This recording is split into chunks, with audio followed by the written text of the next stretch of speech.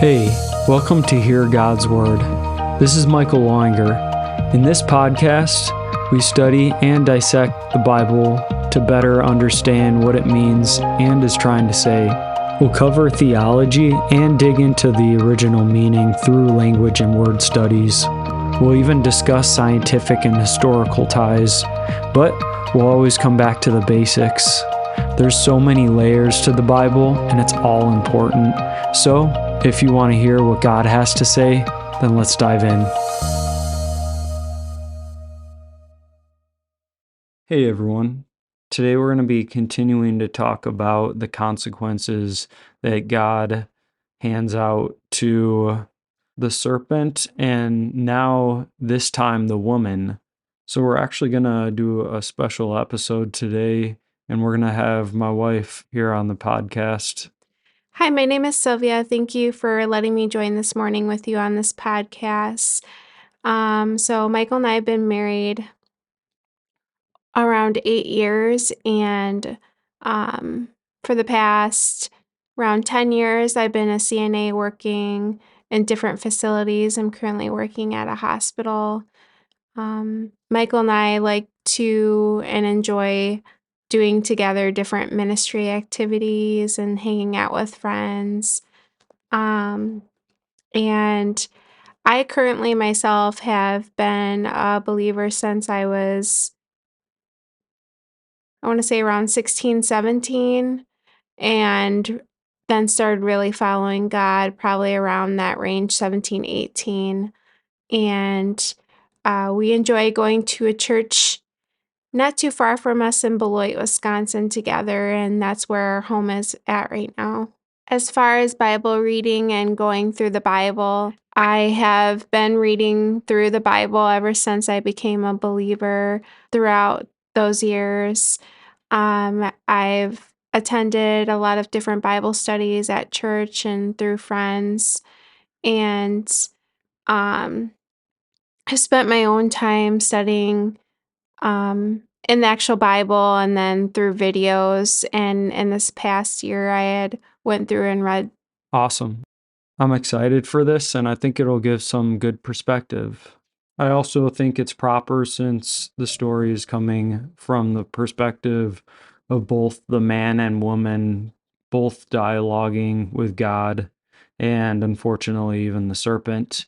But just as the biblical story is a man and woman together going through this, I wanted to do the very same thing. So let's hop in. And today we're only covering one verse. So I'm going to be reading and we're going to be talking about Genesis 3:16. It's talking about the woman and the pain she deals with that God punishes her with in this part of the Bible. Genesis 3:16 says, "To the woman he said, I will make your pains in childbearing very severe. With painful labor you will give birth to children. Your desire will be for your husband, and he will rule over you." So what's your first impressions of that? So, when talking about this verse, a lot of women would be thinking, "Come on, Eve, what were you even thinking?" Yeah. Um, And just talking about child pain in general, I know most women would be like, why is this something that we have to deal with and go through? Why specifically child bearing labor pain as a punishment from this specific sin? Definitely. So let's begin to dive into what it's talking about here.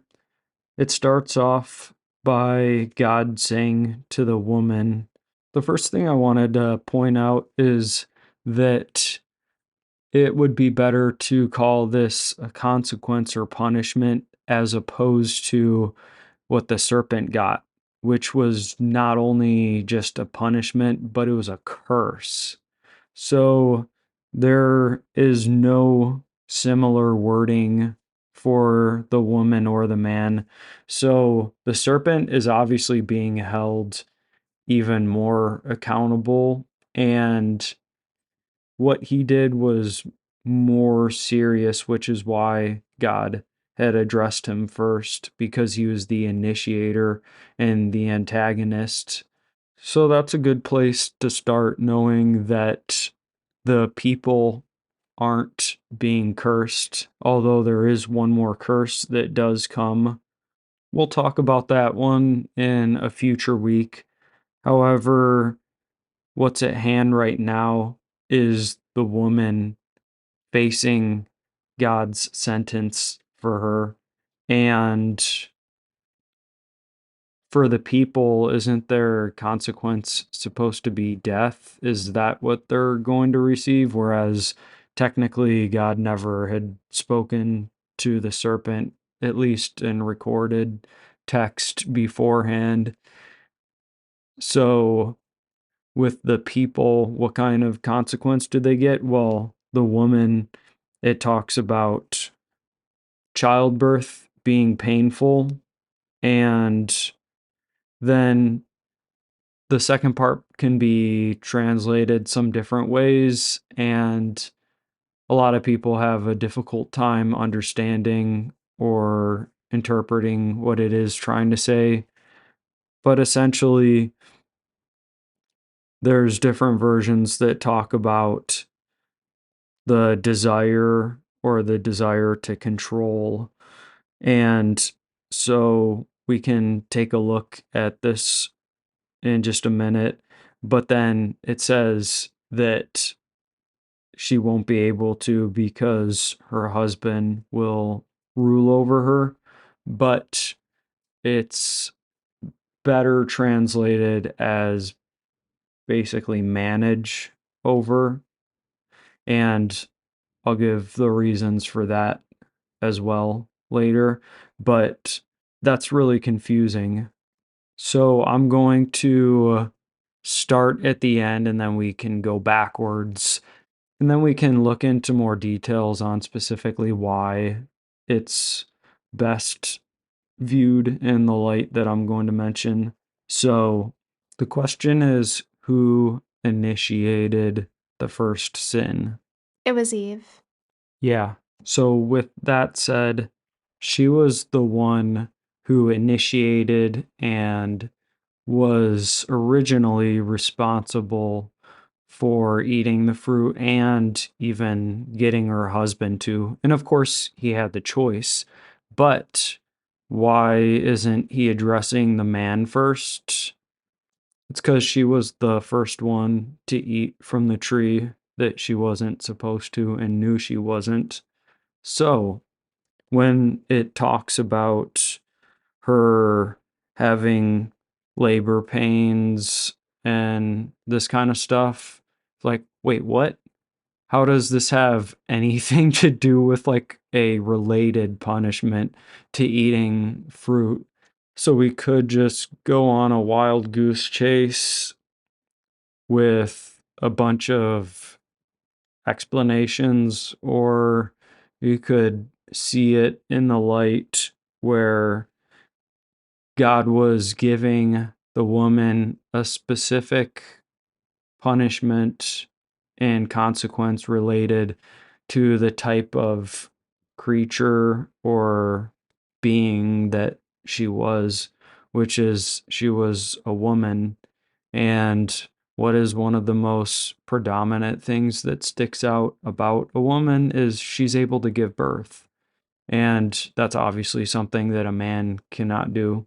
And so, with that said, God is giving her a gender specific punishment for what she's done.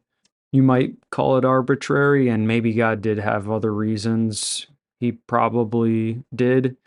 But whether that was the main and maybe only reason or factor that made God choose this punishment for the woman, it's clear that it at least goes alongside whatever other reasons that he gave this consequence to the woman. So there's also another important thing that I know that needs to be mentioned, because it depends on what culture you're coming from. Because if you're from a modernized or progressive culture, you definitely unless you've done research, would not understand the context behind all of this.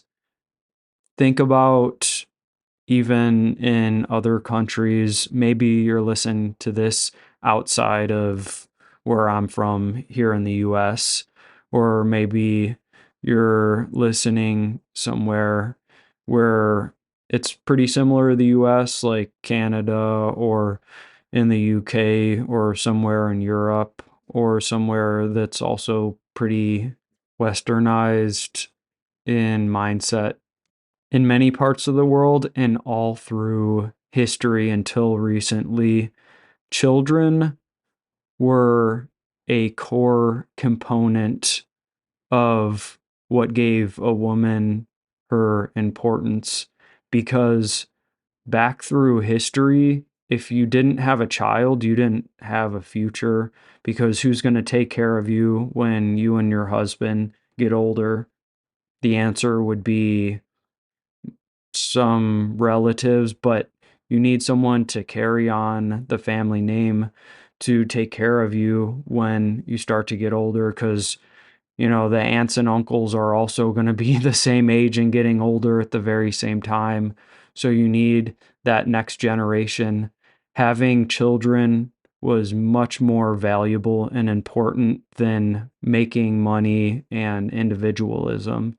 And so this is a key cornerstone of, I believe, humanity. And in one sense, it's subjective because everyone can make their own decisions. However, if the whole world began to stop considering children the future key and importance of society and having them, then it's been proven through different studies that cultures that do not value having children usually do not have good family function. And they also usually, many times, are less happy, even though they try to not have children so they can be more happy and make more money. But it's a design from the beginning. If you remember, God said, be fruitful. So fruitful as in having children, but also like fruitful as in productive and enjoying life. Like that's part of what being productive is about. And multiply, obviously, have children. So it does bring up, that question of was their childbirth that was happening before? Like, were they having kids beforehand? And it says that the pain was increased or multiplied. So, does that mean they were having kids before and they just weren't mentioned or recorded? And it became more painful? Or did they not have any children and these were still the first only people on earth?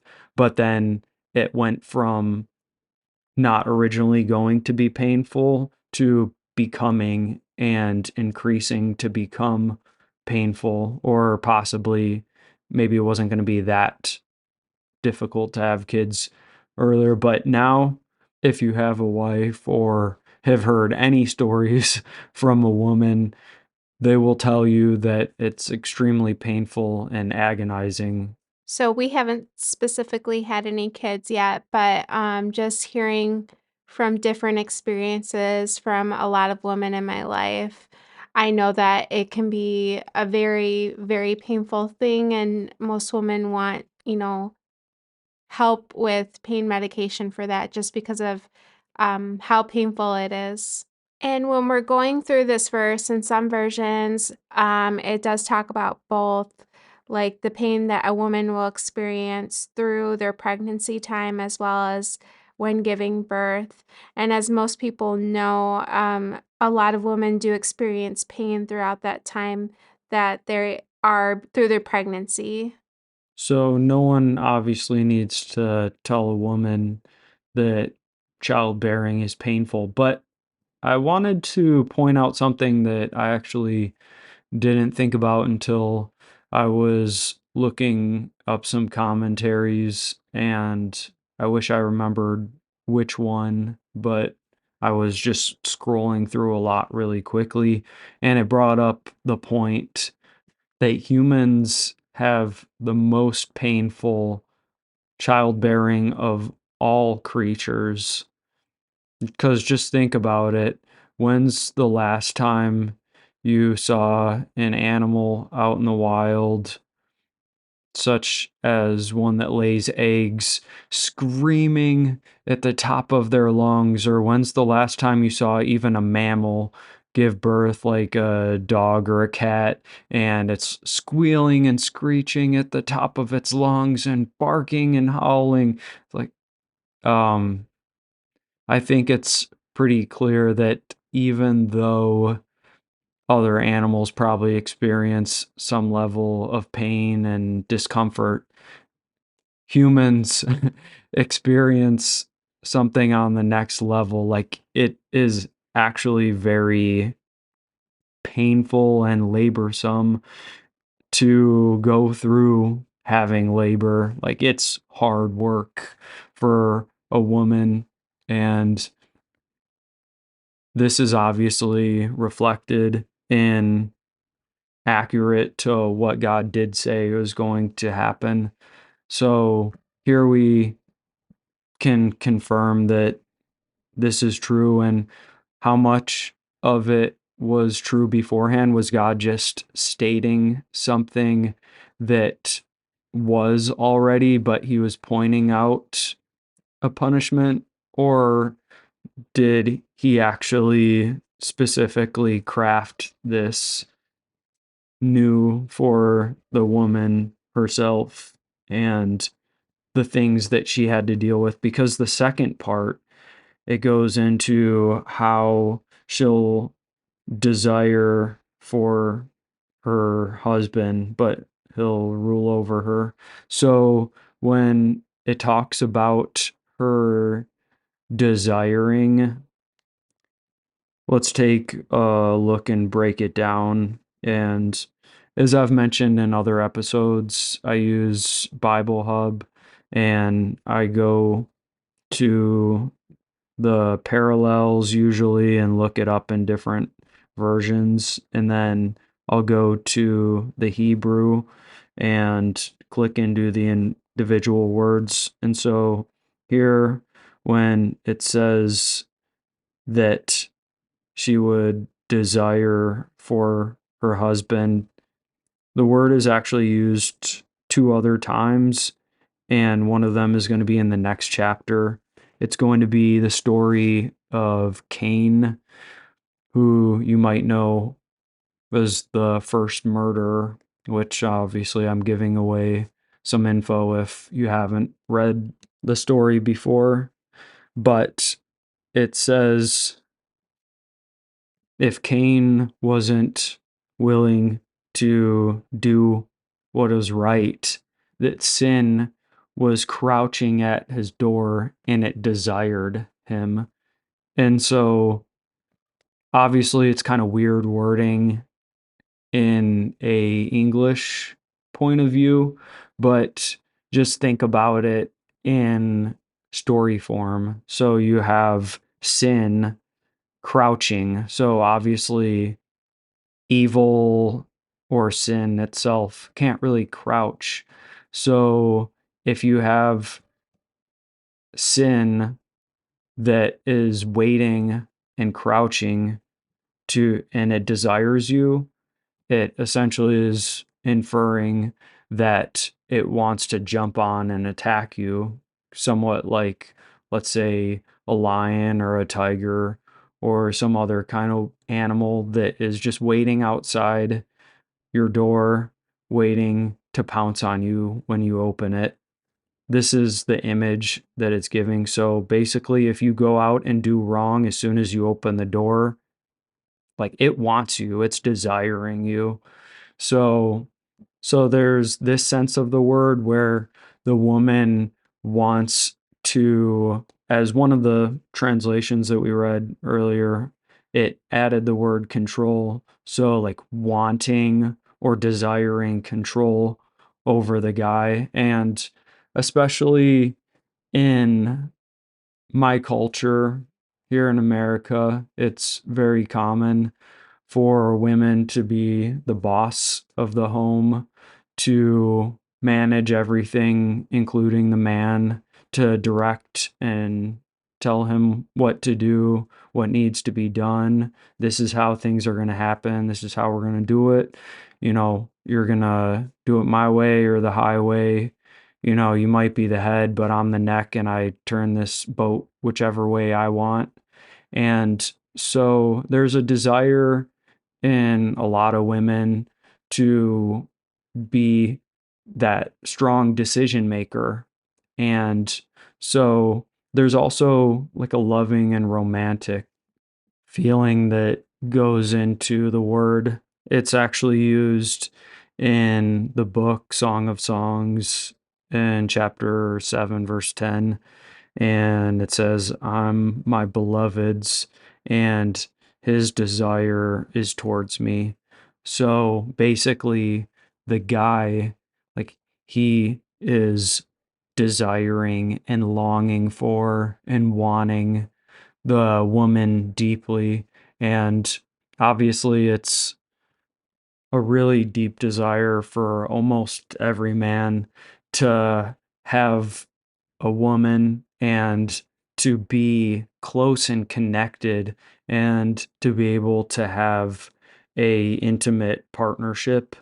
And so that's something that a guy longs to have, to give him ego and support. And what, on the flip side, the verse in Genesis in 3:16 that we're reading, it says that she is desiring for her husband. So it's the exact opposite of Song of Songs. So it's true of almost every woman that they really long for and desire that relationship, support, stability, kind of like I was talking about how children provide that. There's just something in a woman that, like, desires to have a child, even if they might not acknowledge or they might push that off. And for almost every woman, there's a deep desire to have a guy around supporting them. And so there's this reliance and dependence. So there's kind of this mash of desire. It's both very fragile, but it is also and can be very controlling and dominating. So let me ask you, Sylvia, what parts of this do you see either in your own character and with me, or just women in general, and also thinking even about past history and how you view women have been, especially when it comes to their relationship with men? So then we are talking about now the next part in the verse about how a woman will desire to control her husband, but he will rule over you. When talking about that topic nowadays, a lot of women want to, be in control of a lot of things, but also at the same time, feel the need for their husband or a man in their life. And so, um, it's kind of difficult when talking about that, like, and talking about that verse, like, living that way and then how things are today. I believe that you should work together with your husband, and, there are ways that, we should be able to still, while working together with him, being able to submit to certain things and not always have the need to feel in control. So let's tie some of these concepts in together. every woman might have both a desire to manage, control, lead things, but they also have this very vulnerable weakness for wanting and longing for a man and being insecure many times without one. As much as they want to be independent, God is either letting them know, hey, you might want to be, you might even want to just find people or men and find a man that you can control and have your way with so he can provide you the security the way you want it in your life. But he's going to actually be the one managing you. And so the same word that is used when it was talking about the sun and the moon governing the day and the night, this is the same term that's used here. So that's why I don't think ruling is necessarily the best term, because the sun and the moon, they do rule over the day and the night, but not in the sense of dominating and bossing around.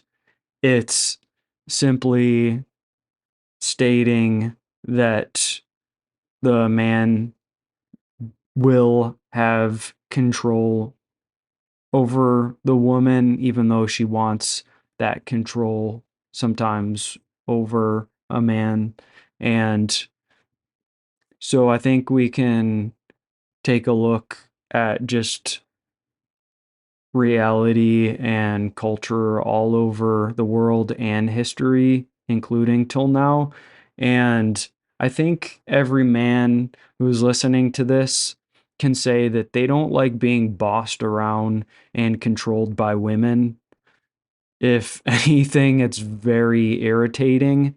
And most men will push back. Sometimes there's obviously exceptions, but even if a man allows it, he doesn't like it. And he many times is stronger and does find a way to shut down the women's control over him, at least in one sense of like her being the boss of him. It seems very clear that men, not only as a social construct, but just naturally are meant for things like protection and leadership. So let's do a couple things before we end, and let's talk about the fairness towards women. Is this passage and is the Bible specifically singling out women and choosing arbitrary and subjecting very socially and systematically unbeneficial things onto women? Well, obviously we haven't gotten to the part with men. So of course there, you could say, is stereotypes that are coming from this, and some people do take these passages and push them too far. And yet at the same time, we can look at how God made women for children, for husbands, and to also be part of a relationship as a partner and helper. So all of these consequences fit into that role that she already has. And so these consequences are fair and proper. And I think it sets up exactly the kind of story for humanity that does help distinguish. At the same time, if we're talking philosophically and we deconstruct some of these things, like we could say that, yeah, it was somewhat arbitrary and God knew that it was only going to cause unbeneficial views towards women in the future. So why did he allow things to go down this path? All right, so I wanted to ask you, based on the topic that we're talking about related to women and how people perceive them, especially the way that people perceive the Bible talks about women. First, what do you think about when the Bible is getting at concepts like childbirth? Do you think that that's a big stereotype? Also, with the topic of having a desire for a husband, but yet having him, well, actually, me for you, but for other people, their man ruling or managing the relationship or over them. So, talking about everything in regards to um like a woman desiring to be in control and the man saying a man should rule over that, and then when you're talking about it in today's society, um I think the Bible's really referring to the man being the leader of the home, just helping provide and helping like lead and making sure everything goes in the right direction of things, not necessarily like taking control and telling a woman exactly what to do and different things like that. Yeah, you brought up some really good points. One argument I wanted to throw out there is some people talk about the last term and they talk about the man overpowering. And in some translations, it also says dominating over. So I wanted to address the argument that sometimes people say that this is actually talking about sex, that the woman desires the man, but the man dominates and he's always on top. Um, Although this might be practically true in many cases, I don't believe that that's what it's getting at because, as I was mentioning earlier, it's more so a term referring to managing. And I want to rein it back in because not only do women obviously have, not only do women want and have a drive to take control of things, but we can also see, just like the very first thing I was talking about at the beginning, that there was a mismanagement by the woman. She not only made a bad decision for herself, but she was the first one to make a bad decision for the couple themselves. And so, could this also be part of the woman's punishment, the fact that she doesn't get to be the one in charge because she misled her husband because he was vulnerable and he also needed and wanted to and desired her. And many times men do fall weak and prey to a woman that they're head over heels with. So, is it possible that he wasn't in the right frame of mind because he was simply trying to please his wife? Obviously, that's possible. And then he obviously didn't take responsibility when he was asked. He blamed it on his wife. So we can see that obviously it was both of their faults. And so the woman going first with the punishment is because she was the first one who did the action and she even passed it on and encouraged her man to eat from the tree as well. And He's about to actually have a name, which you probably already know when we read the next verse in the next episode. But today I just wanted to focus on the woman and give some attention to the ladies, and I didn't think it was proper to not have my wife on the show. I want to do my best, and I believe the Bible deserves proper representation, and I wanted to give a fair, balanced, and even accurate view. So, to wrap things up, we have these things both from the man and the woman's perspective, and God is dishing out consequences to both. And so, at least this is the way it's meant to be. Responsibility, just as the woman just did with what God sentenced her to, the man is going to have his own set of problems and consequences that are about to come. And so there's fairness and equity, even though man and woman are not equal or the same.